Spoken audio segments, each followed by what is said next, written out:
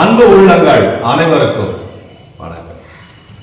ஸ்ரீ பரஞ்சோதி சுவாமிகள் அவர்களை பற்றி நாம் சிந்தித்துக் கொண்டிருக்கிறோம். சித்தருடைய பிள்ளையான பரஞ்சோதி சுவாமி கேட்கவே வேண்டாம், எல்லா விஷயத்திலையும் தேர்ந்தவராக வளர்ந்து கொண்டிருக்கிறார். அவர் வாழ்க்கையில் அவர் பார்த்தீங்கன்னா திருநெல்வேலி அகஸ்தியர் அருவிக்கு போயிருக்கார். அப்போ அவங்க குள்ளச்சாமியார்னு ஒருத்தர் வந்திருக்காரு. அவங்கள ஏற்கனவே தெரியும். அப்படி குள்ளச்சாமியார் 2 மணி நேரம் பார்த்துட்டு என்ன பரஞ்சோதி எப்படி இருக்க சொல்லி கேட்டுட்டு, அந்த இடத்துல அகஸ்தியருக்கு ஒரு கோயில் இருக்குது, முருகனுக்கு ஒரு கோயில் இருக்குது, இரு வரேன் அப்படின்னு சொல்லிட்டு போயிட்டார். அது இரவு வெகு நேரம் ஆயிடுச்சு. அவர் குள்ளசாமியார் வரல. சாமிக்கு பசி வேறு, மழை வேறு, நல்ல மழை. போகிறாரு, முருகன் கோயிலுக்கு போகிறாரு. முருகனை வழிபட்டு முருகனை குறித்து பாடல் நன்றாக பாடிக்கொண்டிருக்கிறார்.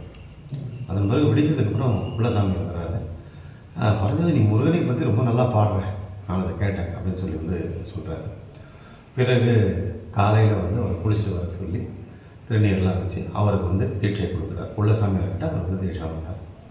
பின்பு ஊருக்கு அவர் சொல்கிறாரு, இந்த மாதிரி குள்ளசாமியார் எனக்கு தீட்சை கொடுத்தார் அப்படின்னு சொல்லி அவர் தந்தையார் சச்சிதானந்தம் ஐயா கிட்ட சொல்கிறார். அவர் சொல்கிறாங்க, குள்ளசாமியார் இங்கே தானே இருக்கார், கொடிலார்பட்டியில் தானே இருக்கார், குள்ளசாமியார் இங்கே தான் வரவே இல்லையே அப்படின்னு சொல்லும்போது, அப்போ குள்ளசாமியார் வந்தாரே, குள்ளசாமியார் யார் அப்படின்னு சொல்லி கேட்டபோது அவர் தந்தை சொல்லிக்கிறார், வந்தது அகத்தியர். அகத்திய பெருமானால் தீட்சை அளிக்கப்பட்டு அந்த பயிற்சிகளெல்லாம் செய்து கொண்டு அப்படியே வளர்ந்து வரார்.